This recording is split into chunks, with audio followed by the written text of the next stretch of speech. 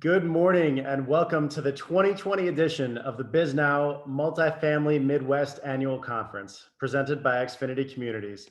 We have a lot of familiar faces in the room today and a lot of new people here for our event, which will be chock full of dynamic panels, incredible content, and socially distanced networking. It's everything you love about our live events, minus having to sit and freeze in your car while it warms up during the longest 5 minutes of your life. I'd like to thank all of our sponsors for this summit. Leading the way is today's presenting sponsor, Xfinity Communities. I'd also like to thank Fitzgerald Associates Architects, IREM, Freeborn and Peters, KeyBank Real Estate Capital, Affordable Housing Investment Brokerage, and the Chicago Association of Realtors. We have 5 panels plus 3 networking sessions today, so please be sure to tune in to as many of these sessions as possible. A few tips and tricks that will help you navigate the event.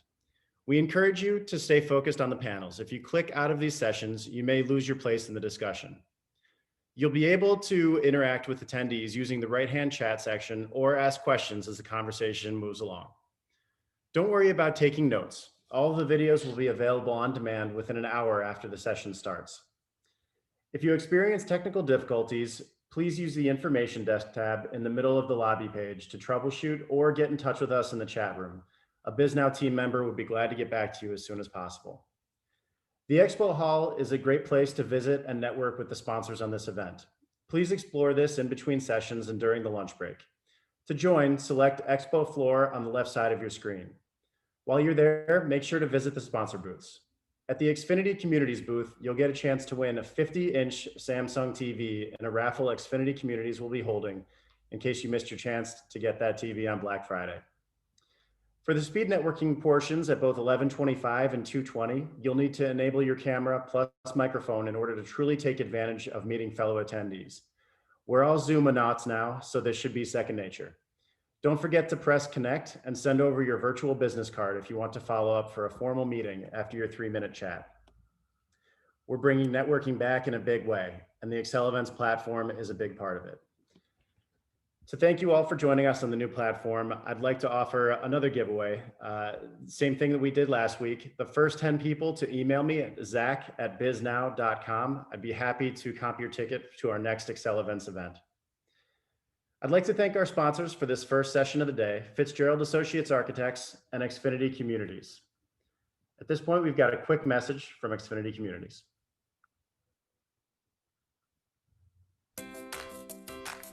What does smarter living from Xfinity Communities look like? Does it look like this?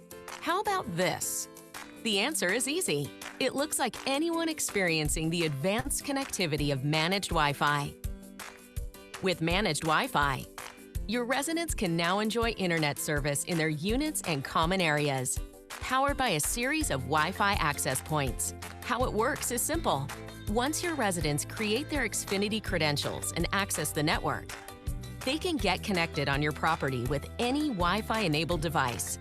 Plus, they can stay connected on the go at millions of Xfinity Wi-Fi hotspots nationwide. That means they can surf, stream, game, and more from their homes to the pool or the lobby to the laundry room or gym with ease. And connectivity is just the start. You'll also enjoy having less to maintain without in-unit equipment. And your residents will enjoy not having to wait for installation or devices to ship, so they can move into their new home and immediately enjoy the benefits of managed Wi-Fi.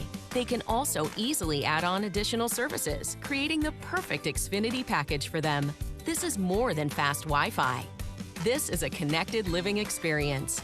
Set your property apart with managed Wi-Fi. Smarter living for better communities.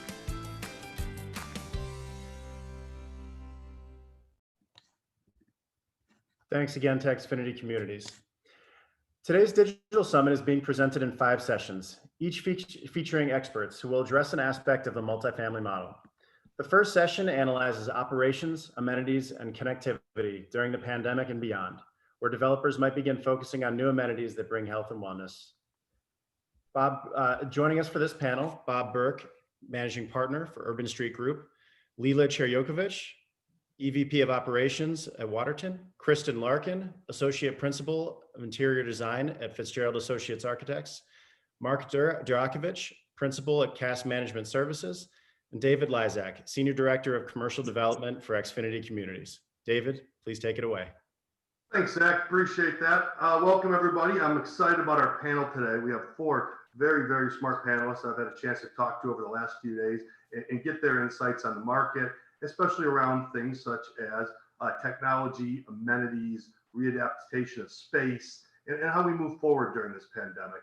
And I'm really looking forward to this discussion over the next 45 minutes or so. As Zach said, my name is David Lysak. I'm the Senior Director at Comcast. Specifically, I work in the Xfinity Communities Group. If you're not familiar with us, Xfinity Communities is the multifamily arm of Comcast. So everything from apartments to condos, universities to hospitals is part of the Xfinity Community Organization and the special touch that we bring for your residents. So let's get started by doing some quick introductions. How do they introduce themselves? If you want to talk about a hot project or something that you're working on or something that's important to this panel, please mention that now, and then we'll get right into the Q&A question of it. So Kristen, why don't you introduce yourself first? Good morning, I'm Kristen Larkin. I'm the Associate Principal and Interior Design Director for Fitzgerald. We're working on quite a bit right now, both new construction and some renovation projects in the multifamily sector. So, and both in Chicago and in other locations throughout the nation. So excited to be here. All right, thank you. Leela? Hi, everyone. Thank you for having me. It's my pleasure to be here today. Leela Churyakovich, Executive Vice President of Operations for Waterton. Waterton is a Chicago-based investment and property management firm. We're fully vertically integrated. We specialize in U.S. multifamily and in particular in the value add space. And we're working on everything. Excellent, excellent. Mark? Mark Durakovich, Principal Cast Management Services. We manage about 10,000 units in the Chicagoland area, specializing in multifamily residential rental, condominium HOA, and we manage just over 1 million square feet of retail, office, and commercial as well, and are excited to be seeing a growth opportunity with all the changes that are currently happening in our industry. Excellent. And Bob? My name is Bob Burke. I'm the managing partner of the Urban Street Group. We're a Chicago-based development firm. Our focus right now has been majority on suburban multifamily projects and mixed use in the suburbs. And we're also up in Madison, Wisconsin, and down in St. Louis, Missouri. All right, well, thank you again, everybody, for being here. So here's how I'd like to set up our framework for today's discussion. I'd like to look at, in the context of amenities and wellness, your employees, your residents, technology. Let's kind of take a journey through renters' life cycle. So from when the renter's looking for a place to how they're moving in to when they're living in units currently, what kind of readaptation of buildings that we see, and then of course where the industry's going after that as renters move out, when renters move in, how you keep people happy. So we'll start here, and Bob, I'm going to throw the first question to you because I know that you have a big project. We have lots of projects, but certainly you recently started bringing up occupancy for the Element at the Viridian site, the old Motorola location. And as you're bringing in renters, what are you seeing? What's different than it used to be for people looking to move in or pick a place to rent? Well, it's interesting. I mean, when we talk to our management folks, what we're hearing is that this pandemic has forced a lot of things to just occur that we've all talked about for the last few years. And so we're certainly seeing much more electronic touring, a lot more scheduling, a lot less in person, which, obviously touches on one of the major components of this entire panel and why we're here is the technology aspect of it. So you're just seeing obviously a lot less personal contact throughout the entire process. And open to anybody here, how are you responding to that? What changes have you made in your go-to-market strategy to bring renters in? So while we're Chicago-based, we manage across the country. And so I would say at the start of the pandemic, it was not one process, not one policy for everyone. But we basically landed on specific standards that we do use across the country, utilizing CDC guidelines for the safety, not just of our own associates, but for visitors as well as for residents at the community. So as mentioned, everything is mostly virtual. However, the one thing I would say is what we're seeing is that renters still want to see an apartment before they fully commit. While we were going fully virtual touring and communication, at the end, it is important to everyone to kind of see everything that they're going to end up with. So we've accommodated that by obviously providing access to those units, whether it's accompanied by an associate or not. We're still able to show our apartments when it comes to that final decision to rent. But that, of course, requires a lot of technology as well as a lot of cleaning and PPE equipment to be available to guests and associates. And that's exactly what we're seeing is that folks that used to come 3 times to visit it are coming just the last time, but they're doing the rest of the technology. It's a lot more efficient, actually. And absolutely, as you kind of think forward, you imagine that is something that we can and probably should sustain. So rather than being tour agents, we're actually really closing or cementing that conversation when they're on site. And it doesn't necessarily require an associate to accompany the person. In fact, we're seeing, depending on the demo that's viewing the apartment, that they'd like to do it on their own. But again, they want to see it for themselves. And it's just an interesting outcome that we've seen. And I'll add a little something to that. We're in an industry that's always been, at least in my opinion, technologically challenged. Very late to adapt to the technological advancements that are available out there. Well, this is actually called, and when you add on top of that, Chicago, we are as archaic as it sometimes gets. That being said, this has caused a lot of forced change and forced change for the positive. If you would have sat here and asked us, for example, how many units did we lease last year sight unseen, those numbers probably were less than a few dozen at best. We have basically changed the entire way we're doing our business. It taps into what Bob was mentioning earlier. We used to see on average, the prospect would choose to see no less than 10 units when they were trying to select their apartment. Well, now they're choosing to see less than 3 units typically. So as everyone is mentioning here, you got to capture that renter, that prospect online with 3D tours, videos. We, during the initial phase of COVID, we had testimonials from tenants themselves to try and have a better perspective for incoming residents to come in. So look, right now you got to try everything and don't be afraid to fail. But definitely taking the technology and trying to use it to our advantage is what hopefully everybody's doing. I agree. The old days of beta testing something for 6 months before you implement, that certainly has accelerated. And when there's a proven technology and a proven technique, we rather implement and adjust versus wait to implement. And I think that's proven to be successful for us. I think we're going to dive into a little bit of technology and how that's changing buildings. But let's start with the wellness side. What type of amenities are renters requesting that maybe typically weren't there, that are outside the box? And how is that changing, how a building is set up? Kristen, would you like to start with that? I think you had some great insights the other day. Yeah, well, a lot of that was, we did a survey actually over the summer. So it was a few months into the pandemic when we started it, of both tenants and property managers, mostly in Chicago, but it was really open to anyone. And we got a really good response. And a lot of it was, how are people living in these multifamily buildings and making it through the lockdown, really? Because at that time it was pretty secure. And we got feedback that some things were very surprising. One of the biggest amenities that they missed the most was fitness. And from a design standpoint, when we go to lay out a new amenity space in a building, the fitness was always kind of a smaller check the box, make sure it has this, and that's enough. Anyone that was really serious, they would go to a gym.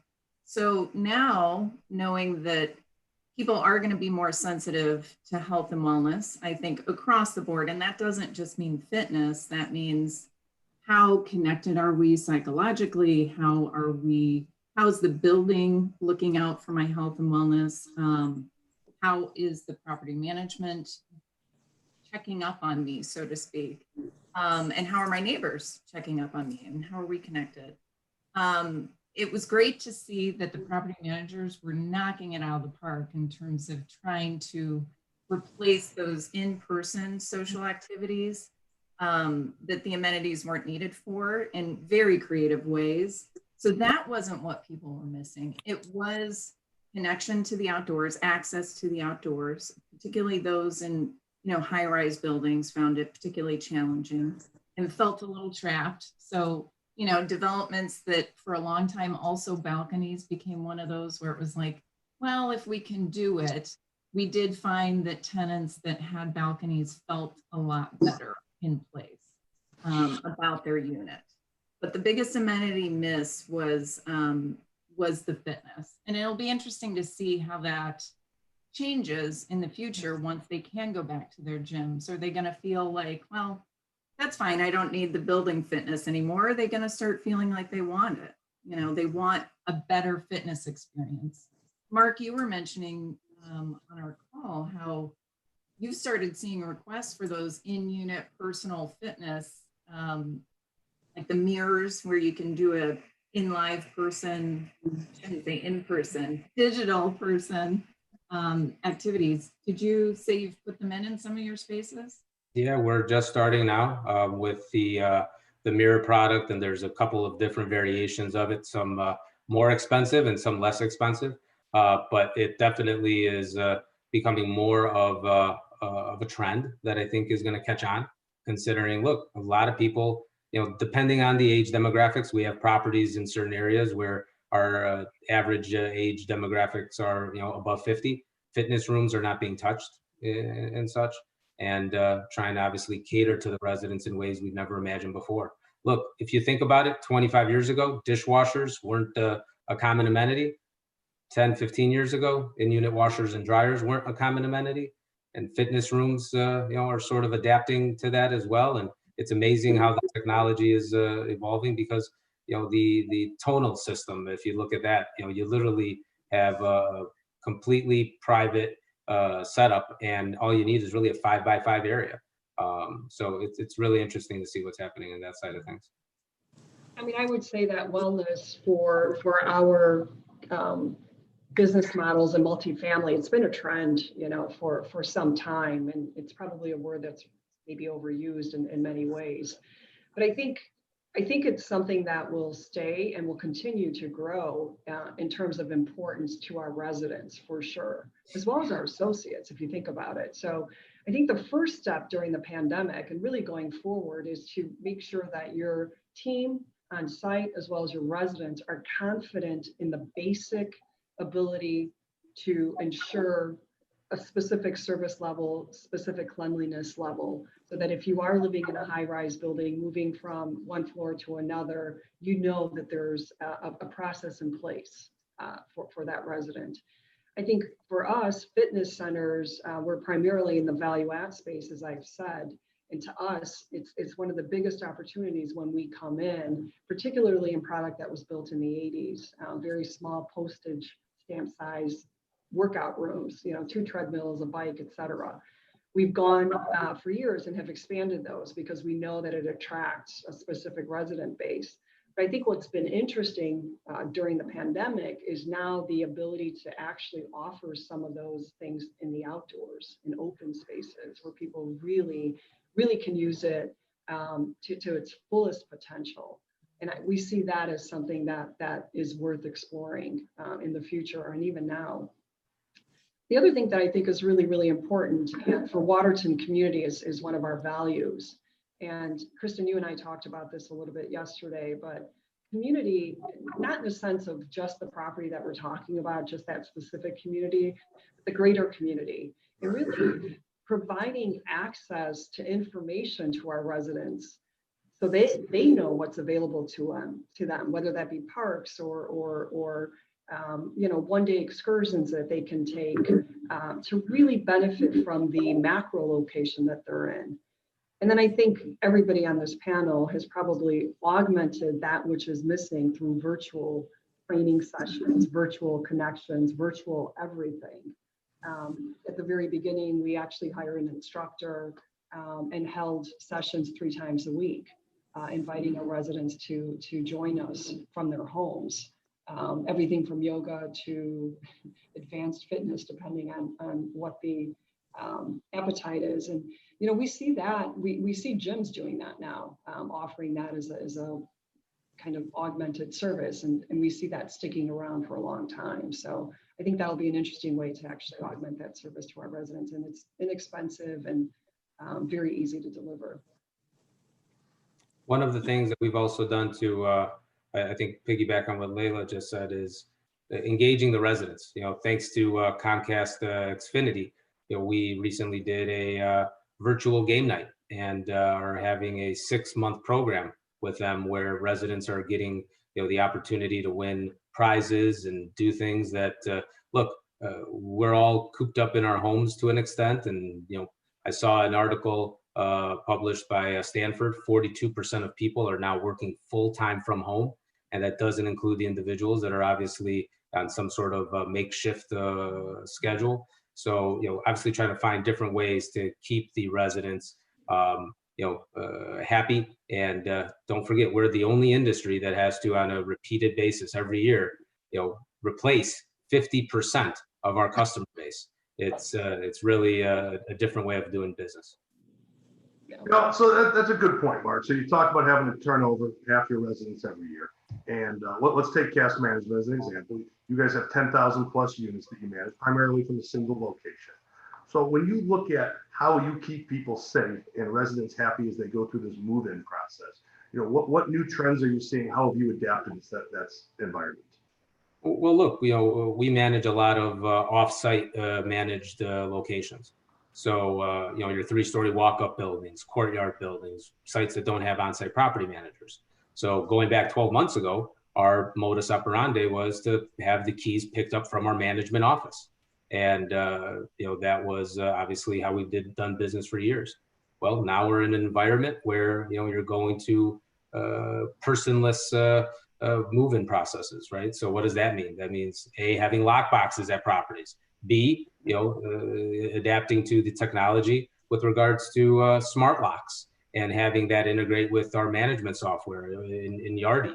And that way, look, you know, the system automatically is allowing them to gain access to their unit at 9 a.m. on the date of their lease.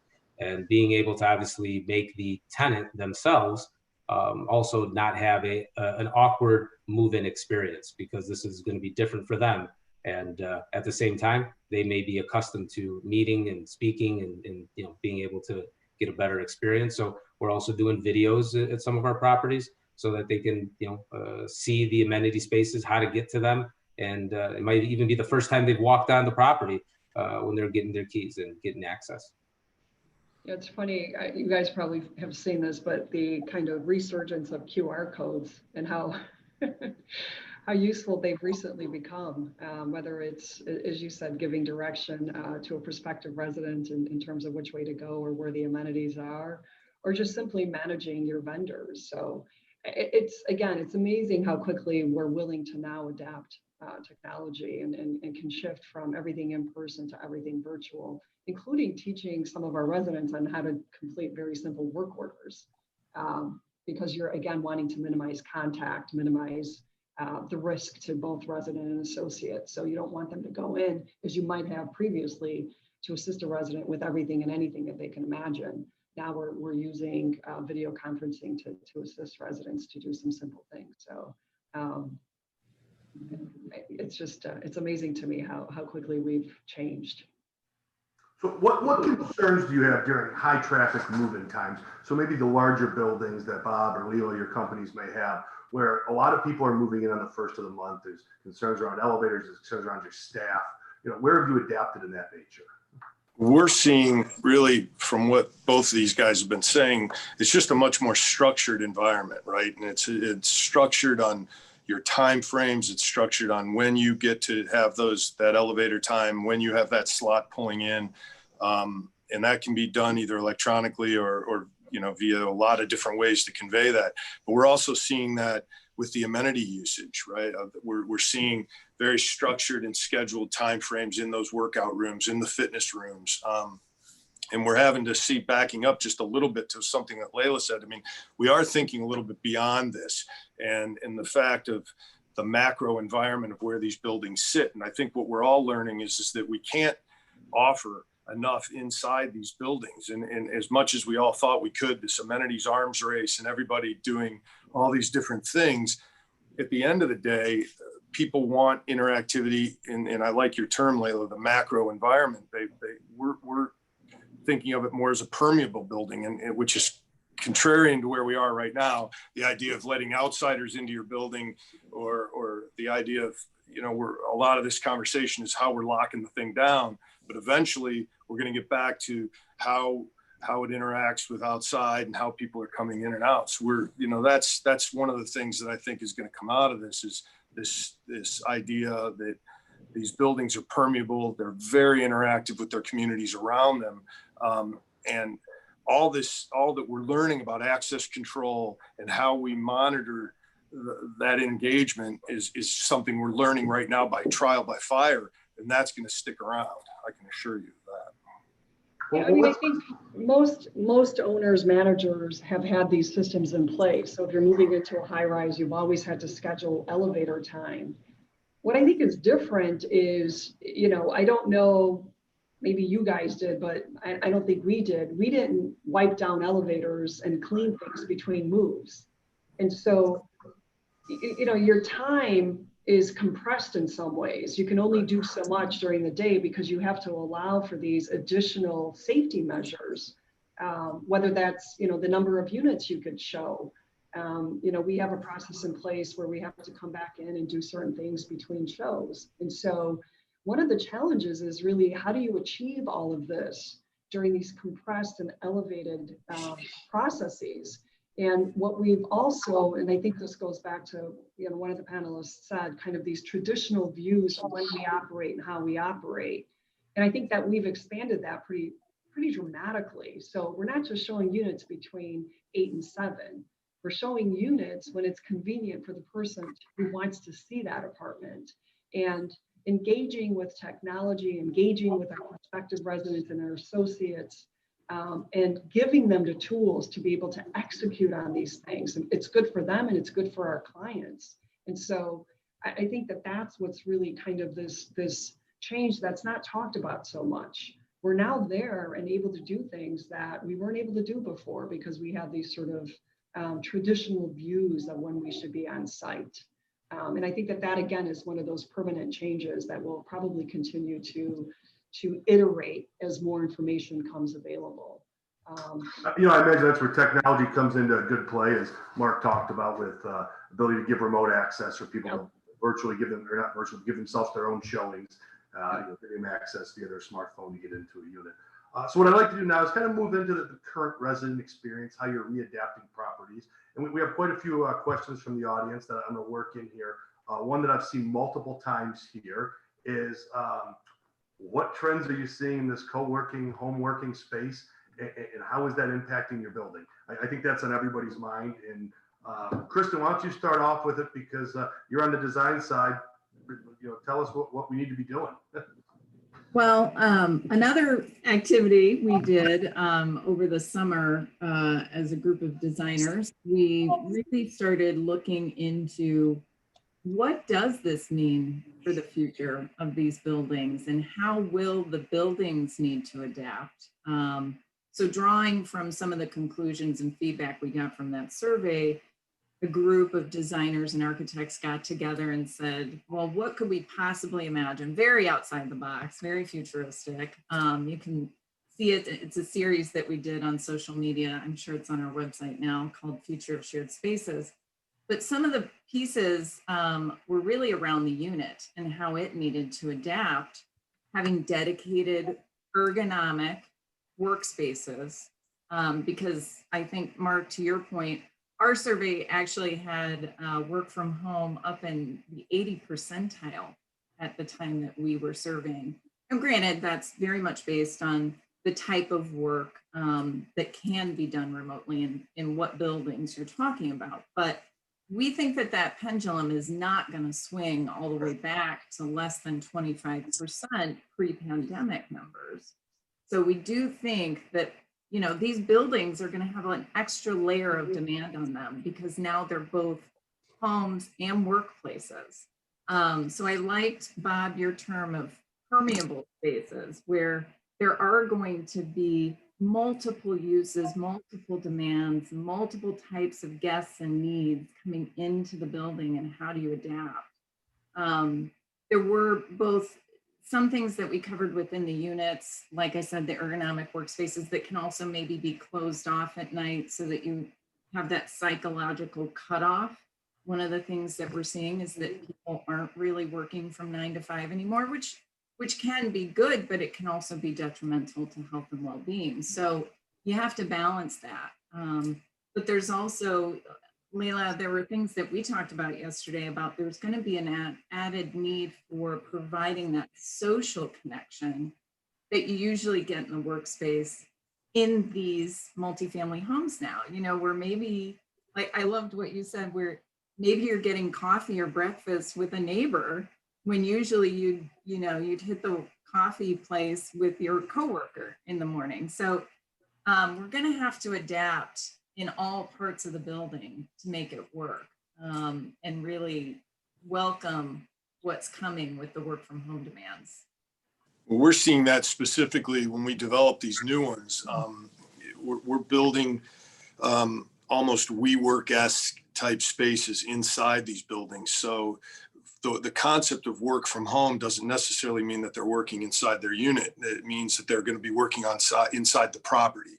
So you're looking at a wide range of amenity type flexibility on the concept that the quote unquote party room or the big living room that we all build into these places is not necessarily a social space as much as it is now a workspace. And so we have individual offices that we're building in, conference rooms, because to your point, working from home, again, has this isolationist connotation. And when in fact, people are still craving interaction, they still have to interact, whether they can do it.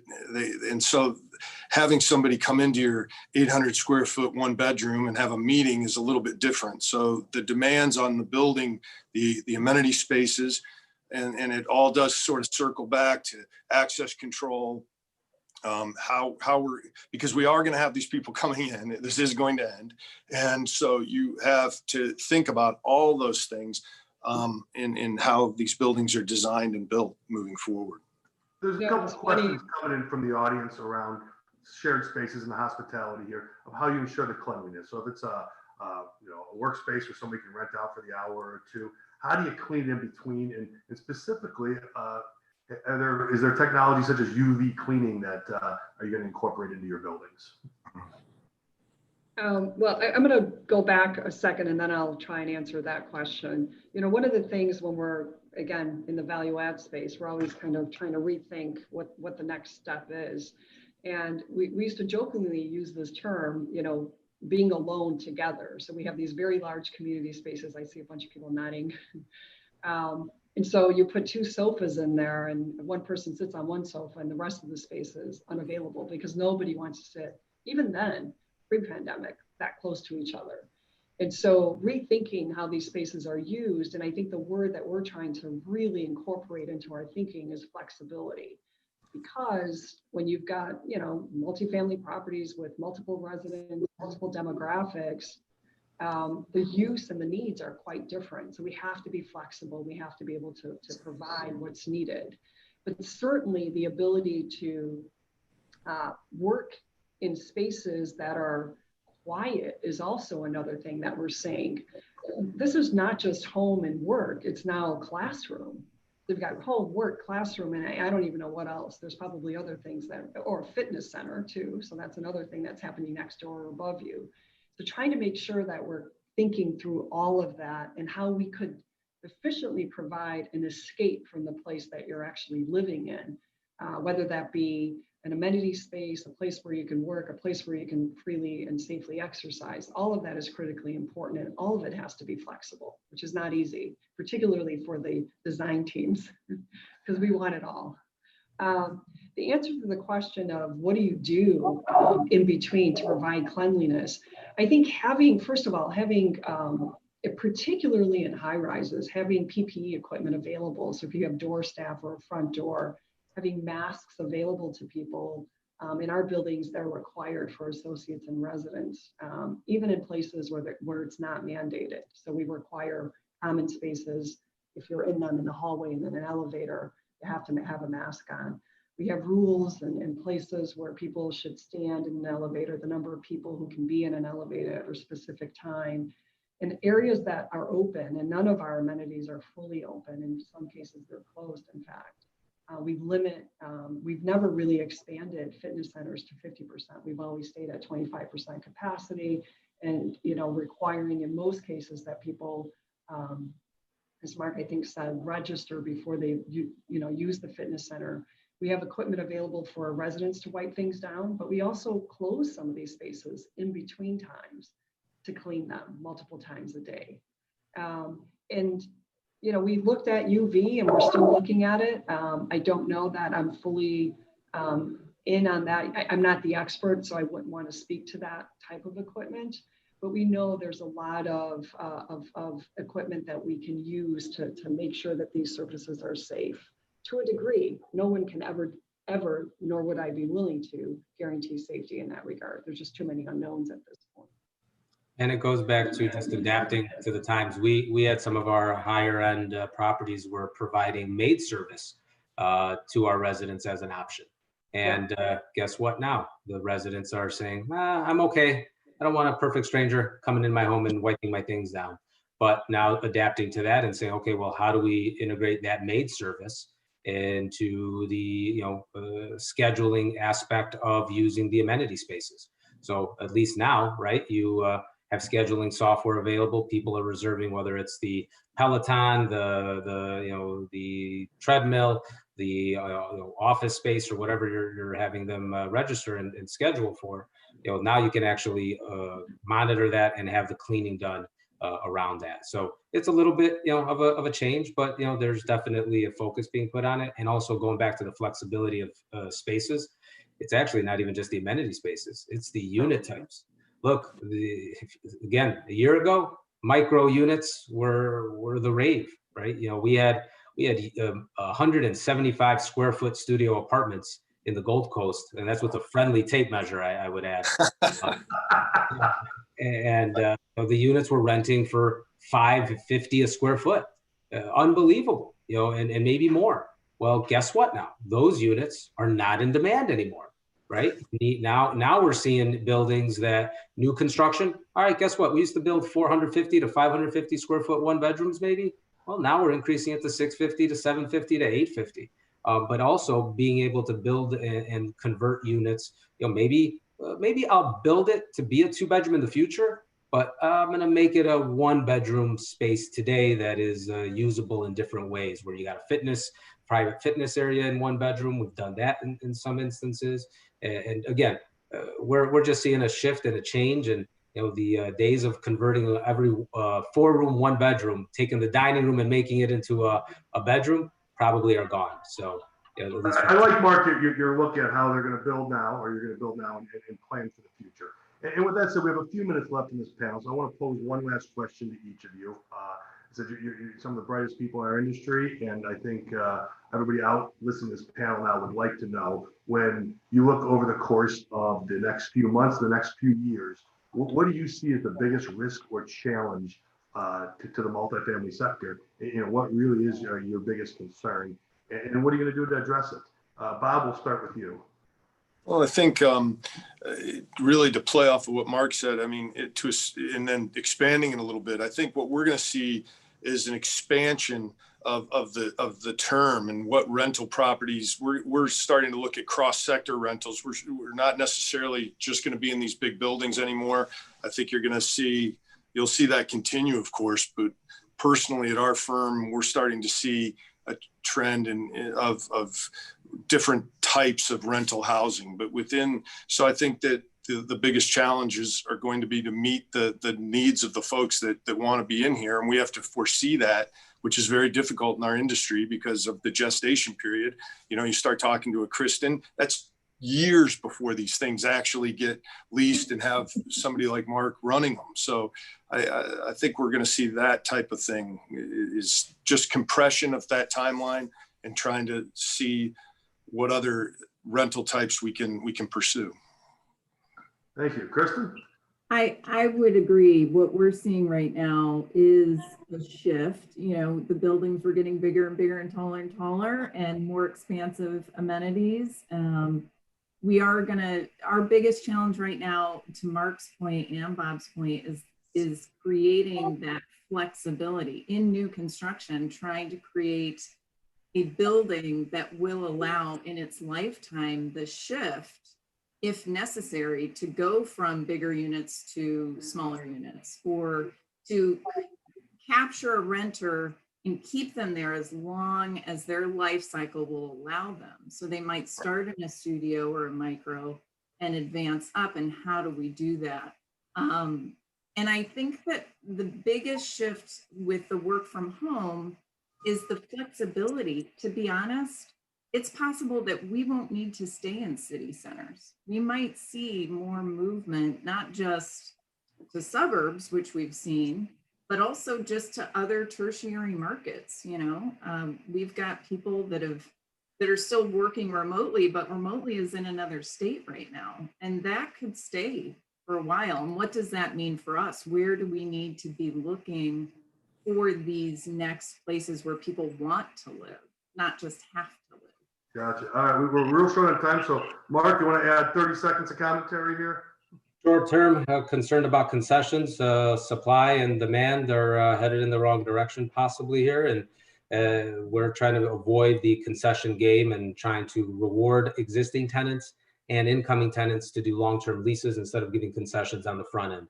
We wake up in 6 months and we're all giving 2 months free, we're going to realize there's a real bad situation ahead of us. Long term, concerned with our local economy and what's going to happen with jobs. And as Kristen just said, are we going to still have a population to serve? So, if we have the laws and restrictions that are potentially in the pipeline, Cook County is proposing new ordinances for the suburbs.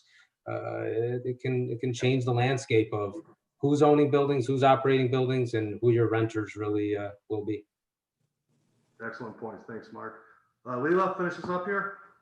Oh, there's not much to add. I mean, there's all sorts of things that keep me up at night, but one of the biggest ones is really people preferences and how do you measure based on the last 7, 8, 9 months what the future holds. And so I think, understanding what you're delivering and whether it's meaningful to your clientele is super important to us. And I think the demand question is at the root of that.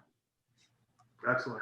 Well, what keeps me up and me worried about for the next 6 months to a couple of years is how we work on transitioning apartments to the newest technology, and then more importantly, how we train residents so they can fully take advantage of it. If the technology is simple, if it's easy, then people will use it, and it'll increase your guys' NOI, it'll increase renters' length of stay, and everybody will be quite a bit happier. Thank you all for joining me. I really appreciate it. Zach, I see you're back on, so I'll hand it over to you. Thank you, David. Thanks so much to Fitzgerald Associates Architects and Xfinity Communities for your support. Big thanks to Bob, David, Kristen, Leila, Mark for sharing your insights with us here today. To our attendees, stay right here and select Join Next Session. Our next panel, Affordable Housing and Community Development, will start right now.